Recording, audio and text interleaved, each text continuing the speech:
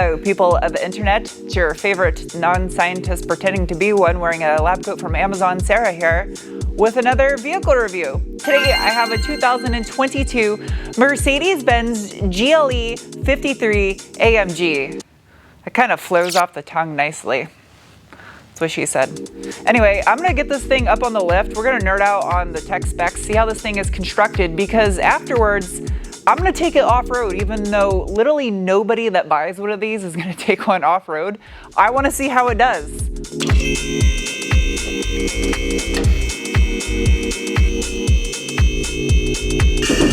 Woo, this thing is heavy. That's nerve-wracking. This paint is crazy. It looks black dead on, but at an angle you can see the green in it. This is such a gorgeous color. Love this emerald green. Hey!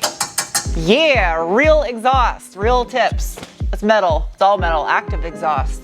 So the actual piece of machinery is capable of towing 7,700 pounds, but you can see if this rear lower balance in the bumper cover, it is not gonna happen with this one. So what you're looking at here is now the 4th generation of the Mercedes GLE. It is the W167 generation for you chassis code nerds out there. I'm one of them, so. And it has a multi-link rear suspension, the lower control arm and the knuckle being out of aluminum. The other links are out of steel. It's tubular, not stamped steel, that's nice. And this is equipped with the AMG Airmatic Ride Control suspension, which allows you to vary the ride height, and it does it automatically. It was actually hard to find data on this thing online and even on Mercedes' website, so I'm gonna do some measurements of my own. The rear anti-sway bar measures in at about 28 millimeter, 27 millimeter or so. You can actually get a better look at it. The upper link actually is stamped steel. It's just this lower one that's tubular. And these little lower plastic arrow pieces also kind of protect the suspension sliding over rocks, but it says AMG stamped into it. Now that is a unit right there. Look at this rear diff cover. It's almost disgusting. It looks like the inside of a cow's stomach. The fins for heat dissipation. What's most interesting about it though is the fact that the diff cover is facing downward instead of rearward like you get in most rear differentials. It's really interesting. Now this thing, the 4MATIC all-wheel drive system, is capable of sending 100% of the torque to the rear wheels. And if you look right here on that diff cover, it actually says AAM, which stands for American Axle Manufacturing. It's American. And surprisingly enough, this SUV is actually built in Alabama. 46% US part content, only 36% German part content, which means I don't know where the other percentage comes from. Antarctica. Antarctican. It's probably Antarctican. That's a sure, safe bet. Look at the size of the piping on this thing, all stainless steel. That's how you know it's an AMG, because of the way it is.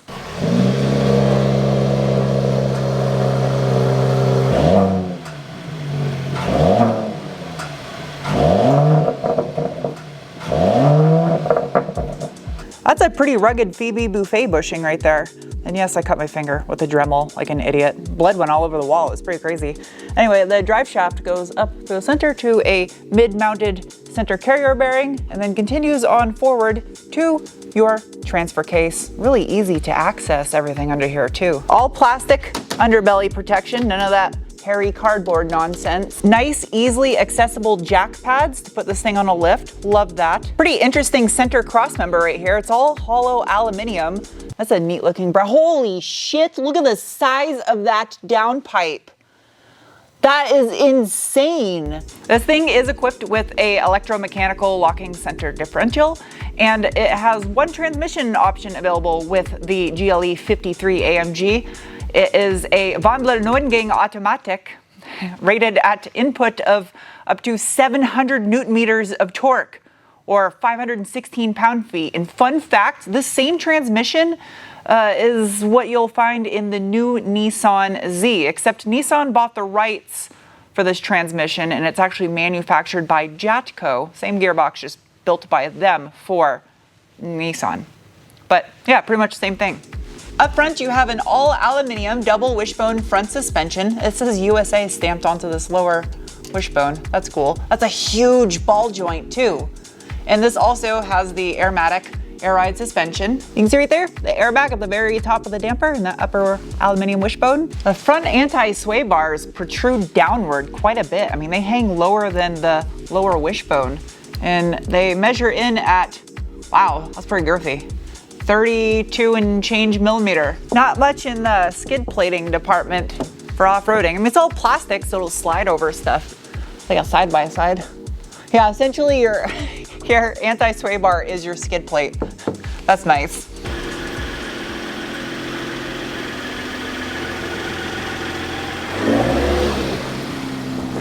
All right, it's time for the braking test. No one behind me? Oh man, this is gonna suck.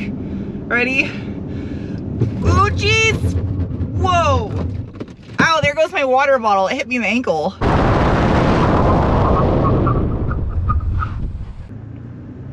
I mean, a lot is attributed to the tires on here, but great brakes.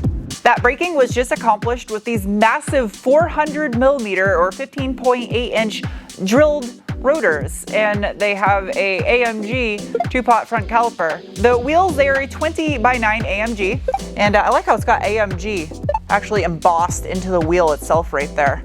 That's pretty. The tires, they're rather meaty. It's a 275/50 Yokohama Advan Sport V107. Not designed for off-roading whatsoever. Like, this is not an off-road tire. Not even close to a tire I'd want to take on a dirt road. But I'm gonna do it anyway. Out back, you have a 370 or 14.6 millimeter non-drilled rotor with a single pot caliper. And the wheel and tire, same as the front. Ooh, I like these lug nuts. Are they covers or are they? No, they're actual locking lug nuts. It looks like a piece of cereal, the shape of it. Ooh, and the center cap is correctly positioned. Well, not with the, well, yeah, I'm happy with that, where AMG is at. Nice. In the name of science, I am now gonna give this thing the beans. Bolstering check. You know, it's pretty good actually. And the fabric of these seats is also grip inducing. They're ventilated and heated and comfy. As far as on-road driving modes, I have slippery, individual, comfort, sport, and sport plus. And individual, you can configure it however you like it. For traction control, I can put it into sport handling mode or hold it all the way down to turn it fully off. Also, this is in case you want to use manual mode, but computers are smarter than me, so. And this also has launch control, which I shall now engage. Ready? Go. Ooh, jeez. Holy shit. This thing moves out for being a big green blob. That's good.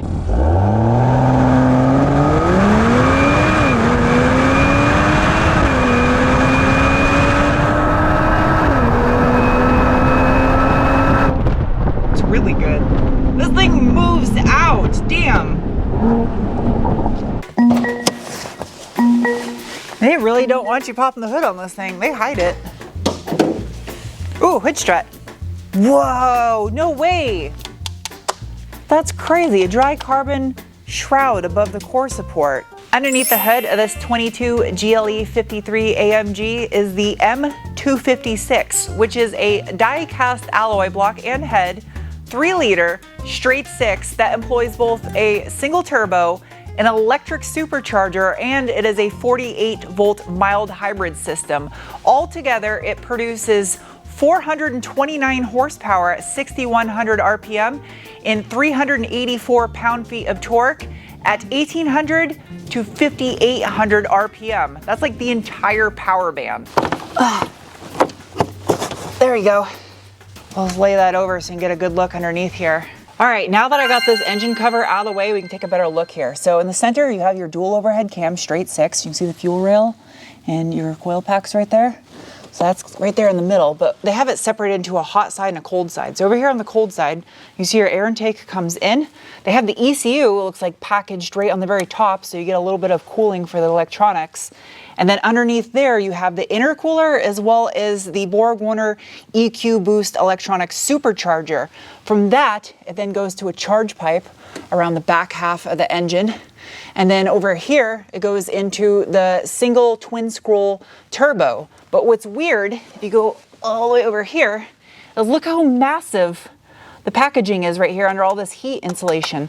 That's because the catalytic converter is sitting right here. It's mounted to the side of the engine. Now what you can't see on the back half of the engine, where the bell housing area would be, if you will, is the 48-volt mild hybrid system. Now that provides electrical power for an electronic water pump, as well as an electronic AC compressor, which would typically be belt driven, as well as that electronic supercharger. And that mild hybrid system on its own can provide up to 21 horsepower or 184 pound-feet of torque, in conjunction with that electronic supercharger, which basically eliminates any turbo lag. Its whole purpose is just to fill the gaps where the twin scroll turbo can't provide the beans. Digging in a little bit deeper on the straight six itself, that has an 83 by 92.4 millimeter bore and stroke. It's a 10.5 to 1 compression ratio, direct inject only, no additional port injection on here. And yeah, this is a pretty neat piece of machinery, that's for sure. Okay, I'm gonna put this back and we're gonna take this thing off-road. Let's see how easy it is to line this back up again. Oh, that's nice. That's not hard. Good. Okay.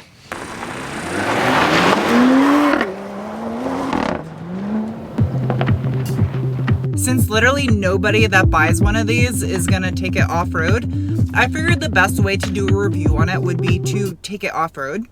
And I have a button right here in the center that can raise or lower my ride height. The default normal ride height gives you 7.5 inches of ground clearance. However, above 75 miles per hour or in the Sport Plus setting, it will actually lower 15 millimeters or a little more than half an inch to give you 6.9 inches of ground clearance. However, the opposite of that is when you raise it all the way for off-roading, you gain an additional 2.2 inches of ground clearance or 55 millimeters to give you a maximum ground clearance of 9.7 inches. Off-road driving modes, you have, I guess slippery counts too, trail, sand. I think I'll use trail. Given the fact that this thing is riding on Advan Sports, I don't think it's gonna be the greatest off-road because this is really slick terrain out here, but we shall see. Baby hill climb.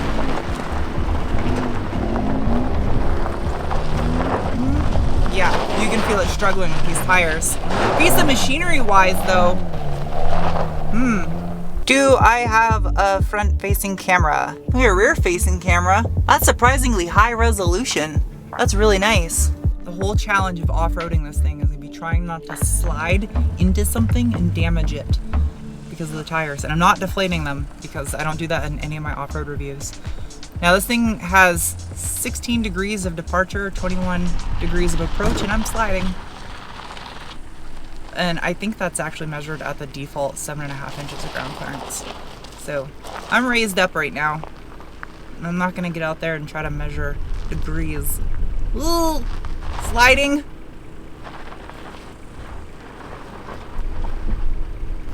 This is kind of nice, the park sensors. Apparently I'm not even close to touching. Man, those are super handy for off-roading. They're really accurate too. They show like little football squares. I don't sport much, okay? So I feel there is about a 2% chance this thing's gonna make it to the top of this hill on these tires. This is just super hard packed, like concrete almost, with a dusting of sand over it. I'm going to put it into sand mode. I don't think it's gonna do it.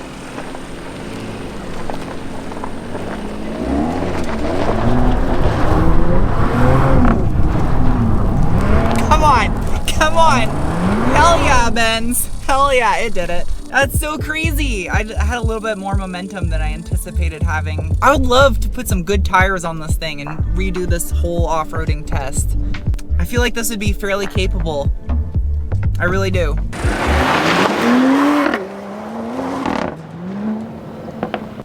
Just out of sheer stupidosity, I'm gonna see if it'll do this little maneuver. Come on. Yeah. I mean, Mercedes is capable of making some amazing off-road machines. They just don't really do it anymore. It's sad that there's not a market for it.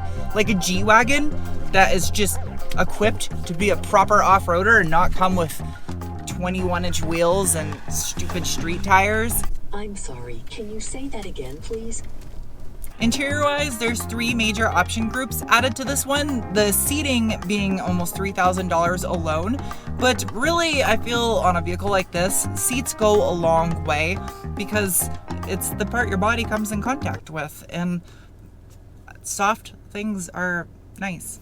Unfortunately, they are not massaging, but it does have seat kinetics, which just confuses your ass cheeks into not falling asleep. Either this is some really high-end hard plastic, which it might be, but it actually feels like real aluminium. The Burmeister sound system, that for sure 100% is actual metal. It did not disappoint. It was good. I like how the unlock and lock button are inside the cup for the door handle. As far as the tech and infotainment system goes, it doesn't disappoint. It's just like other Mercedes models where you get this giant unibrow screen for both your gauge cluster and the center display. I like that it has the AMG performance area since this is an AMG model. There's lots of telemetry and stuff that you can monitor and watch on your little screen. What I respect the most about the GLE is the fact that this, to its core, feels like a high-end luxury vehicle. It doesn't feel like a lot of the SUVs I've driven from non-traditional luxury brands where they'll have a vehicle that has an entry model starting point at like $35,000 and they throw a bunch of options on it to make it cost 80 grand. The drivetrain alone in this thing is not cheap to engineer, develop, and produce in a vehicle. There's some high-end components. You see it when you have this thing up on the lift. This is not a cheaply made vehicle. So to me, it makes more sense if you're gonna spend $80,000 on an SUV, buy one that was developed to be an $80,000 SUV from the get-go.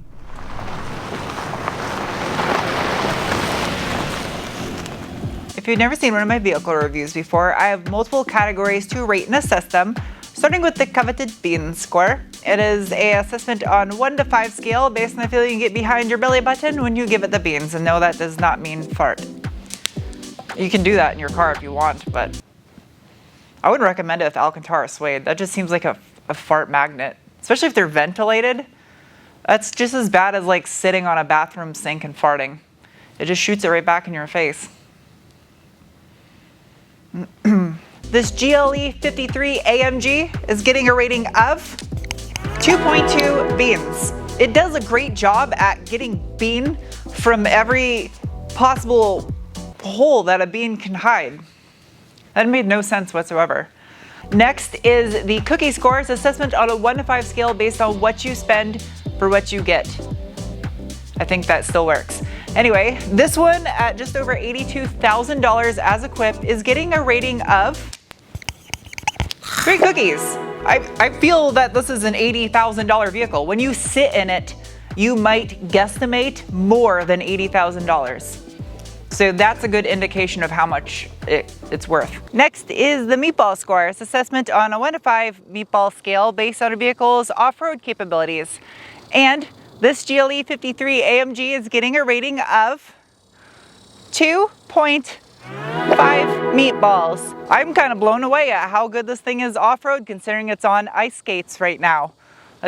Impressed, for sure. I would like to see one of some proper off-road tires and do a reassessment on it. Next is the wrench score. It's an assessment on a 1 to 5 scale, 5 being easy, 1 being abysmal for how something is to maintain and work on. And the GLE 53 AMG is getting a rating of 1.9 wrenches. I don't think this is for the faint of heart, maintenance-wise. I would love to work on one of these things, modify one. Drivetrain-wise, under the vehicle, not bad. Stuff's easily accessible. The engine bay, that's pretty tight. But yeah, and there's lots of weird, complex things that you gotta educate yourself on if you're gonna attempt to work on one. I hate when people say, oh, that's a piece of crap. Repair bills would be so expensive.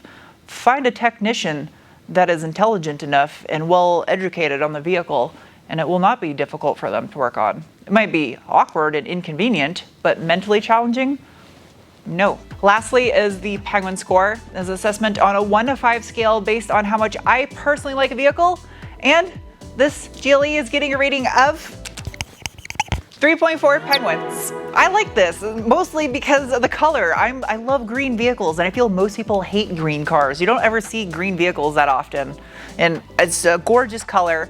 I really enjoy a lot of Mercedes products, especially the driving experience, just the tech that they use on the inside. It's just a nice vehicle to drive around in. And mechanically, they do some pretty cool stuff too. So I'm a big fan of it having a hybrid straight six. That's awesome. Anyway, I hope you guys enjoyed this review, and I will see you soon with another. Bye.